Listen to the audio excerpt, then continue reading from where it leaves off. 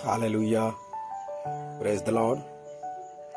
जैसे कि कुछ लोग समझते हैं कि यीशु मसीह ही परमेश्वर है, जिंदा खुदा है, तो आज लोग बीमार क्यों हैं, एक्सीडेंट क्यों हो रहे हैं, लोग गरीबी में क्यों हैं।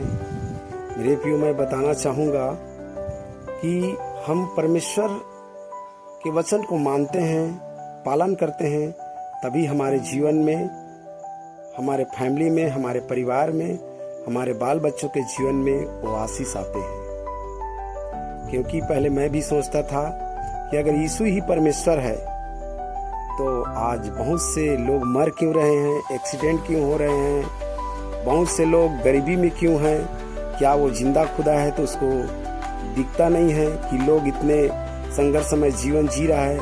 परंतु जब मैं बाइबल पढ़ा तो मुझे पता चला कि जब हम उसके वचन को पालन करते हैं, उनके हिसाब जीवन जीते हैं, तभी हमारे जीवन में वो आशीष और ब्लेसिंग आते हैं।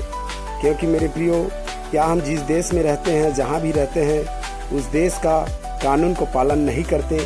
अगर कानून को पालन नहीं करते तो हमें उसका जो नियम को तोड़ते हैं उसका जुर्माना देना पड़ता है। मान के चलो, ट्रैफिक पुलिस है और आप बिना हेलमेट के, बिना लाइसेंस के जाओगे तो क्या वहाँ जुर्माना आपको नहीं पटाना पड़ेगा?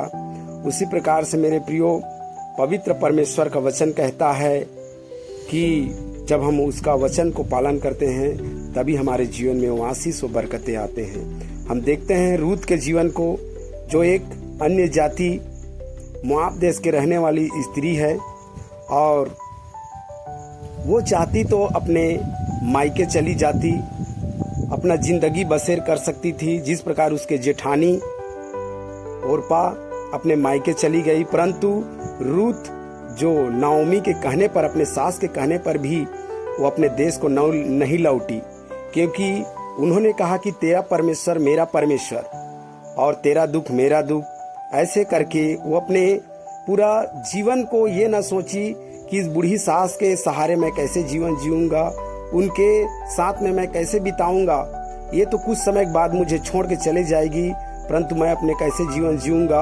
और वो उनके साथ चली गई, और जैसे वहां गया, अपने देश को गया, तो वो बाइबल कहता है कि वो इत्तेफाक से, संयोग से वो बोअज के खेत में सीला बीनने गई। और बीनते बीनते जब बोअज ने देखा कि ये किसकी लड़की है, किसकी बेटी है, तो उनके मजदूर ने कहा कि ये अन्य जाति की लड़की है और से आई तब से सीला बीन रही है।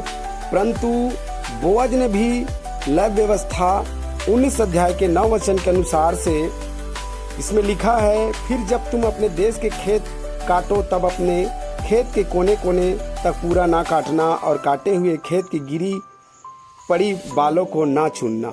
मेरे प्रियो, इस वचन के अनुसार से बोअज ने भी परमेश्वर का वचन पालन किया। परंतु बोअज भी नहीं जानता था कि एक एक वचन पालन करने में मेरा इतना बड़ा ब्लेसिंग रुका हुआ है, जो मुझे मिलने वाला है परमेश्वर के वचन पालन करने पर। और रूत भी नहीं जानती थी कि अगर मैं अन्य जाति होते हुए भी परमेश्वर के वचन को पालन करूंगा तो मुझे इतना बड़ा ब्लेसिंग मिलने वाला है। वो जब अपने देश को लौटी अपने सास के साथ में, तो उसको मालूम ये नहीं था, उसका भविष्य नहीं दिख रहा था कि उसे कैसे जीवन बिताना है, कैसे सास के साथ में रहना है। वो तो आधे उम्र में छोड़ के चली जाएगी, परंतु उसको मालूम नहीं था, और बोअज को भी मालूम नहीं था कि एक वचन पालन करने में, एक एक परमेश्वर के वचन पालन करने में मेरा इतना बड़ा ब्लेसिंग है। और जो बोअज को उसकी पत्नी बनी आगे चल के रूत जो है, और राजा दाऊद का दादी परदादी बनी। तो मेरे प्रियो, जब हम परमेश्वर के वचन को पालन करते हैं, उसका पीछे करते हैं, उनके अनुसार से जीवन जीते हैं, तभी हमारा ब्लेसिंग उसी में छिपा है। जब हम परमेश्वर के वचन को पीछे करते हैं, जिस प्रकार रूत को उनका पति मिला और बोअज को एक परमेश्वर के भय मानने वाली स्त्री उनको पत्नी के रूप में मिला। इसलिए हम परमेश्वर के वचन के अनुसार से जीवन जिए, तभी हमारे जीवन में ब्लेस है। जय मसीह।